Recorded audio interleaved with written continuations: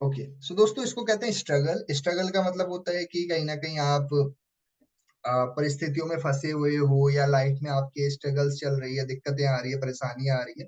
ये कॉमन है आज की डेट में। हर दूसरा इंसान परेशान है, हर दूसरा इंसान दुखी है, हर किसी इंसान की दिक्कतें हैं। ठीक है, ये आपकी लाइफ का हिस्सा है। संघर्ष अगर आपकी लाइफ में नहीं होगा ना, तो आप कैसे काम कर पाओगे? सिंपल सी बात है। कभी आपने सुना है कि सब कुछ हंसते खेलते मिल गया, बड़ी खुशी की जिंदगी चल रही थी, बढ़िया चल रही थी, सब कुछ सही हो रहा हो? कभी सुना है ये? नहीं।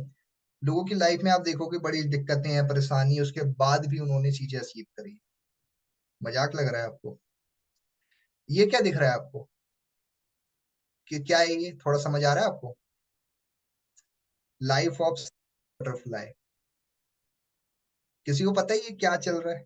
इस स्टोरी के बारे में पता है किसी को? चलो मैं आपको बताता हूँ।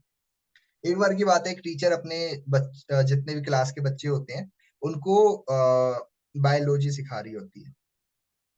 और वहां पे ना कुकुम जो होता है, छोटा सा, जो जिसमें बटरफ्लाई का जो बच्चा होता है ना, वो मतलब उसको खोल के निकलते हैं आपको, जैसे ये वाला जो होता है ना, ये देखो, इसको पप बोलते हैं। इसको ना वहीं पे क्लास में लेकर के वहां पे ऐसे लगा देती है, ठीक है। और बच्चों को बोलती है, बेटा मैं ना अभी कुछ देर के लिए बाहर होके आ रही हूँ, तुमने कुछ छेड़छाड़ नहीं करनी, खाली देखते रहो, बस इसको देखते रहो। और वो क्लास से बाहर चले जाती है। क्लास से जब बाहर जाती है और वापसी आने में काफी टाइम होता है, एक बच्चा उठता है।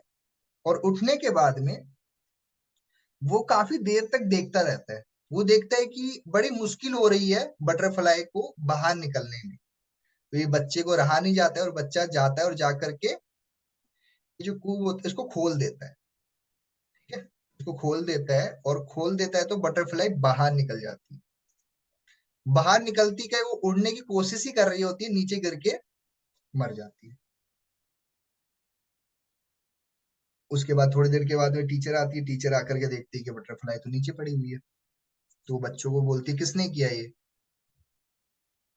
तो बच्चे बोलते हैं, मैम को कैसे पता लग गया कि ये बटरफ्लाई नीचे गिरी है, या किसी ने छेड़छाड़ की है? तो कोई बच्चा बताता नहीं है, ठीक है। लेकिन एक बच्चा हैंड रेस करके बोलता है कि मैम आपको कैसे पता चल गया कि किसी ने छेड़छाड़ की है? तो उस तो यहाँ पे टीचर क्या बोलती है, ध्यान से समझना। टीचर बोलती है कि बेटा देखो, जो बटरफ्लाई होती है ना, इसका जो ये कूब होता है, यहीं पे वो अपने आप को ना मजबूत बना रही होती है, अपने ऊपर काम कर रही होती है। और उसके निकलने तक में ना वो इतना अपने आप को मजबूत बना चुकी होती है ना, कि वो उड़ जाती है, उड़ सकती है। किसी ने पक्का इसको खोलने में छेड़छाड़ी की है, जिस कारण ये आ तो रही थी, अपनी ही मेहनत से निकल सकती थी, लेकिन आपने उसकी थोड़ी क्या हेल्प कर दी ना, इसके लिए वो नीचे गिर गई। कहने का मतलब क्या है? आपके लाइफ में भी काफी बार ऐसा होता है।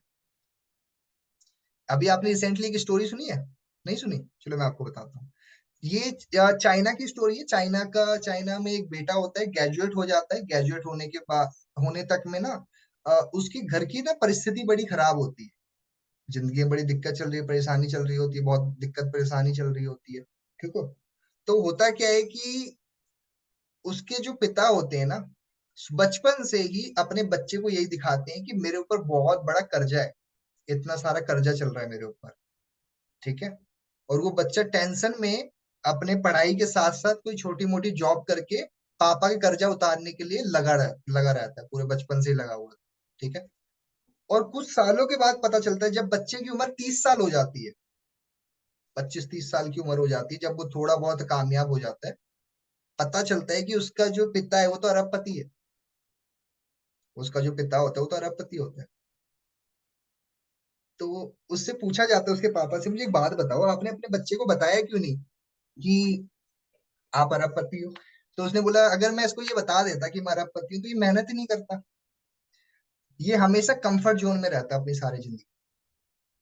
और ये सारी जिंदगी जो कंफर्ट जोन में रहता ना, ये कभी भी अपनी ना पोटेंशियल को समझ नहीं पाता।